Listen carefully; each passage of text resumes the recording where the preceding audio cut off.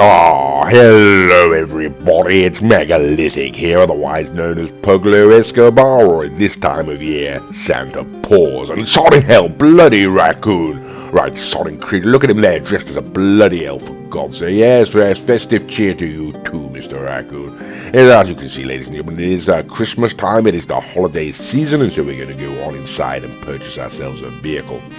Okay, here we are, ladies and gentlemen, we're in the Maze Bank offices, as you can see, and now before we begin, ladies and gentlemen, I must warn you, don't speak to my secretary. She recently formed a company to deforest evergreen woodland for the sake of profit and interior decoration. Lovely Christmas tree there, isn't it?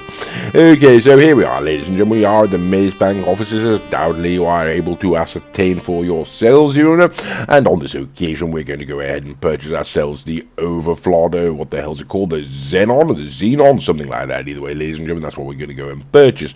Okay, so the Overflod Xenon, I think I'm going to go for, retailing for a price of $2,820,000, so damn near $3 million there, ladies and gentlemen. Rather steep price tag, so we're going to be expecting rather good things from this particular vehicle, don't you know?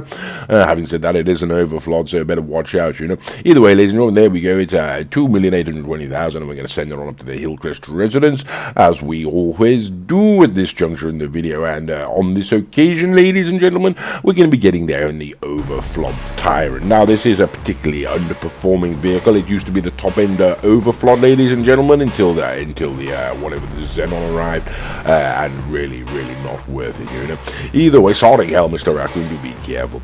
Okay, well, here we are. Yes, a tremendous job, Mr. Raccoon. Thank you for taking care of my car so well. You always do, old boy, And sorry hell, bloody Raccoon's taking me down again. He's got that sodding stun gun, and he just keeps hitting me with it every 5 seconds. Absolutely wretched creature. Oh, well, I suppose he finds it funny. So we're going to head on inside, ladies and gentlemen, and here we are, okay, inside the Hillcrest garage, okay, then. And there we are, ladies and gentlemen. We've got the Overflod Xenon down the top there, and I'm sure you'll agree, ladies and gentlemen, I mean, in terms of looks, it's cooler than skinny dipping in the Antarctic Ocean now, isn't it? Rather a lot of panel work at the back there, not too taken on that, but generally speaking, it looks like a supercar, ladies and gentlemen. It looks like a supercar, if anything a little bit sort of boring and mundane, really, but either way, ladies and gentlemen, one can be under no doubt this is going to be a serious car, so we're going to take it out and see how it handles. Now, it should be pointed out, ladies and gentlemen, of course, it is the holiday season, as I said, and as a result, there is snow on the ground. That's going to make things rather tricky. But we're limited on time, ladies and gentlemen, so we're going to go ahead and perform the standard, the initial lap, I should say, ladies and gentlemen, in the snow. In fact, and the standard lap. Okay, so let's get going then, ladies and gentlemen, shall we? Right then, and here we go. Now, bear in mind, ladies and gentlemen, all of the review of this car, ladies and gentlemen, whilst the video will be based upon driving in the snow, and obviously we're going to be sliding about all over the place, the review, what we're going to be talking about, will actually be based upon driving the car in normal conditions, And around the street is not too bad as long as there's not snow on the ground, but it's it's not perfect. Whoops, that days of sodding hell. Yes, it's certainly not perfect, ladies and gentlemen. I mean, in terms of acceleration, ladies and gentlemen, I mean, it's less impressive than a peacock with alopecia. It's just as simple as that. That's the truth of it. The top end speed, though, ladies and gentlemen, is rather good. I mean, it's sort of faster than the fall of the British Empire, to be quite frank with you. Whoops, that days is going rolling over and over and over there. In terms of handling, ladies and gentlemen, I mean, it's more likely to lose its grip than a Hollywood celebrity after winning an Oscar. It's just that likely to lose its grip. And in the snow, ladies and gentlemen, or on dry streets, how the traction is, as you can see there, yes, it's sort of going to go. It's not the best, ladies. Whoops, that days is Mr. Raccoon. Sorry now. Okay, so there we are, ladies and gentlemen. What can we say? As I say, this is in the snow, as you can see on the video. And Merry Christmas and Happy New Year to you all.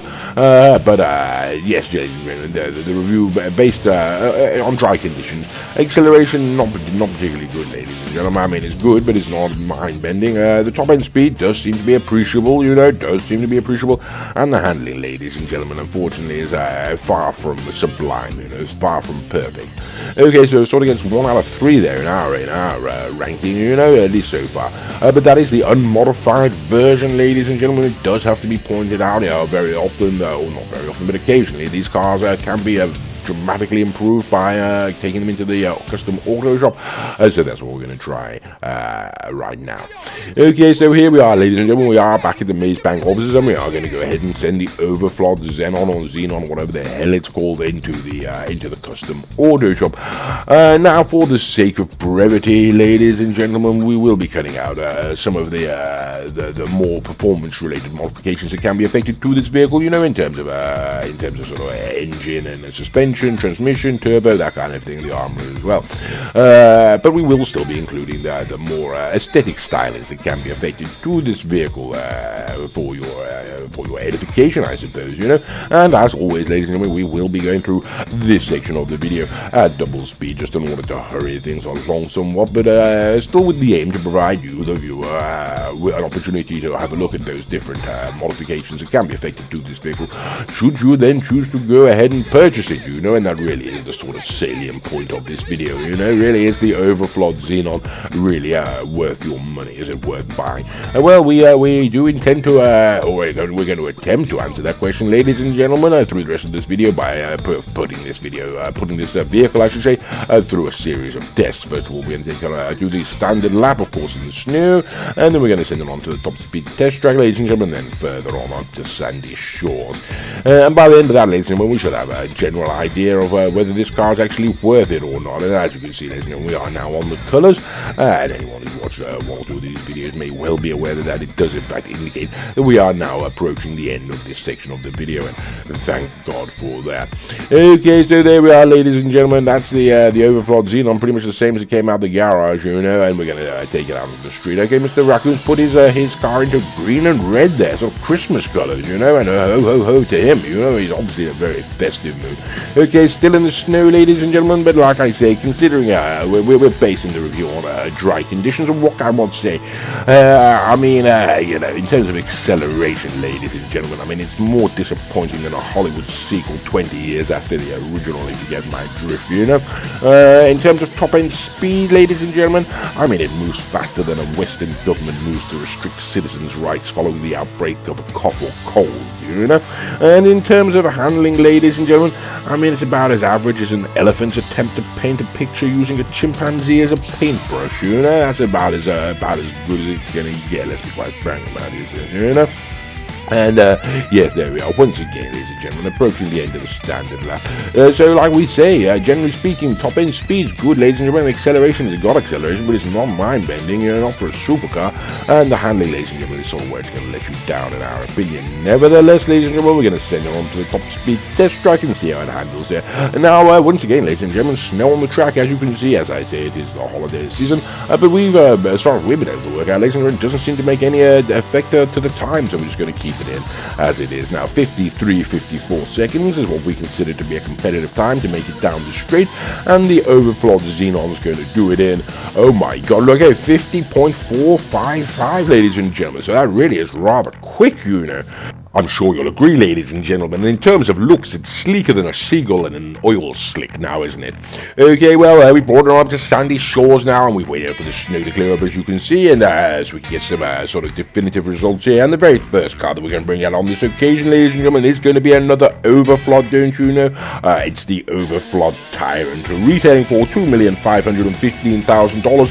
Effectively speaking, was the top end Overflod until the Xenon came out, ladies and gentlemen. And yes, as you can see, the reason why we never rated the Tyrant, ladies and gentlemen, it does seem to be sat a considerable way behind the Xenon there. So yes, there we go. Never were impressed, still not, ladies and gentlemen. And at least the Overflod, the Xenon can take down the Tyrant. Okay, so we're going to start towards the middle of the pack now, ladies and gentlemen. It seems to be, presumably, it's going to be very fast. We brought up the Apache back now, and it is not a good sign to see it sat alongside the Xenon there, ladies and gentlemen. The Apache Wagner retailing for about $1,500,000. I do believe something in that ballpark. $1,535,000. It's a sort of mid-range car now, ladies and gentlemen. To see the Xenon sat alongside it there really is rather disturbing now, isn't it? Okay, so it's not looking good, ladies and gentlemen. Not looking good at all. So we're going to go back to the Overflods, ladies and gentlemen, and now we're going to go to the Overflod Auto Rush. Now this was before the before the arrival of the Xenon, ladies and gentlemen, what we consider to be the best Overflod available. $1,955,000, ladies and gentlemen, driven by Mr. Raccoon, as are all of the other vehicles. You know his name is the Bromby. He has a channel. Oops, Days is there. He goes, okay, he has a channel of his own. His name is the Bromby. The channel is called the Bromby. If you type that into YouTube, you're going to find it. Want to do that? Got some rather good videos on there. Not a good sign, ladies and gentlemen. The Overflod Autarch takes down the Overflod Xenon, and that basically means it's not going to be performing particularly well now, is it? Okay, so we're going to go on to the true fades, ladies and gentlemen. We sort of already figured out that this isn't going to be doing much, so we're going to stick in the middle of the pack for the time being, ladies and gentlemen.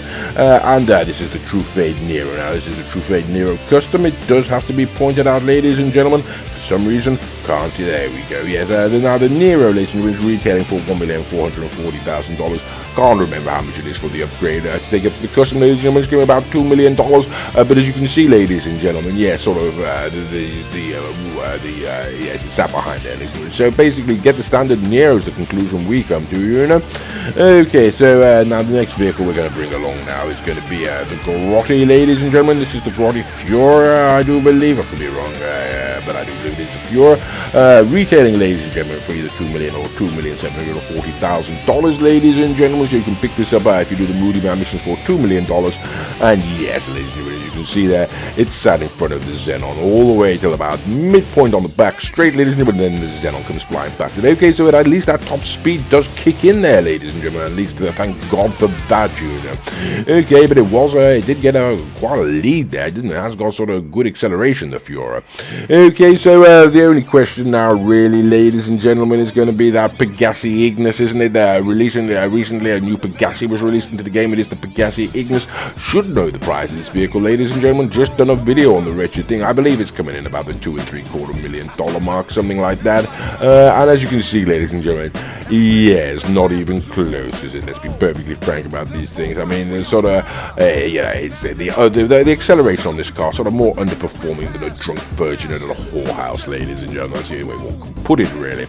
Okay, so it's time to start wrapping things up, ladies and gentlemen. Now, for those of you who do not know, for the hoes at home, for the uninitiated, shall we say, is what we like to refer to as a serious contender. It is the Benefactor Serrano, retailing for a price of $110,000 only. Can beat a lot of good cars around the track. Yes, unfortunately, it's not going to be able to stack up against the Overflod Xenon there, ladies and gentlemen, because of the top speed more than anything, you know. I mean, the Xenon sort of got the top speed. I mean, it's sort of faster than a flaming cheetah in freefall, ladies and gentlemen. That's the simple truth of it, you know. And we're crossing the line way ahead of it. Okay, so it's time to move on to Big Daddy Z now, ladies and gentlemen. It is the Pegassi Zentorno, $725,000 only, and it is an absolutely fantastic car. As you can see, the acceleration there, ladies and gentlemen, on the Zentorno is just launched into lead, sort of leaving the Xenon languishing behind there, but the top end speed does kick in, ladies and gentlemen. The handling, as I say, is rather awful, and on this occasion, ladies and gentlemen, I did take a shocking corner, you know, but even so, ladies and gentlemen, that top speed sort of going to kick in and allow you to get past. I mean, that's for handling, ladies and gentlemen. I mean, it's more likely to kick out than a French footballer in a frenzy, you know. That's the problem with it. It can perform, but it's just not got the traction at speed. Okay, so of course there's only one more question left, ladies and gentlemen, and that question is the Grotti Italy RSX, and to be quite frank with you, ladies and gentlemen, the way it's stacking up against the Zentorno and the Wagner there, we're pretty much of the opinion the RSX is going to do it, and yes, as you can see, ladies and gentlemen, there we go. Okay then, so there we are, ladies and gentlemen. What can one say about it, you know? I mean, in terms of looks, ladies and gentlemen, I mean, it's more serious than a seismologist at a super volcano now, isn't it? Let's be quite frank about these things. The top end speed, ladies and gentlemen, is very, very good, but unfortunately it is that sort of acceleration and the handling that lets it down there. The handling's not too bad, but it does seem to want to slip out, and that's going to cost you time. You know, that's how we lost to the Autarch, you know. In fact, truth be told, ladies and gentlemen, the Autarch could beat it, but the problem is if you lose traction, then it's going to lose, and that's what happens. Okay, so there we go, ladies and gentlemen. I mean, it's rather a steep price tag for an Overflod, so the question is it worth it? And now, both Mr. Raccoon and my opinion, ladies and gentlemen, the simple truth is no, you know, it's certainly not worth the money. You may as well go and buy yourself an Autarch, you know. Mr. Raccoon has allowed me to, sorting hell, bloody Raccoon. Right, yes, of course, it's the stun gun. How clever, Mr. Raccoon, and now he's throwing a grenade. Right, I'm going to shoot the swine. Bloody hell. Right, well, I do hope you enjoyed the video, ladies and gentlemen, and of course, as always, thank you very much for watching.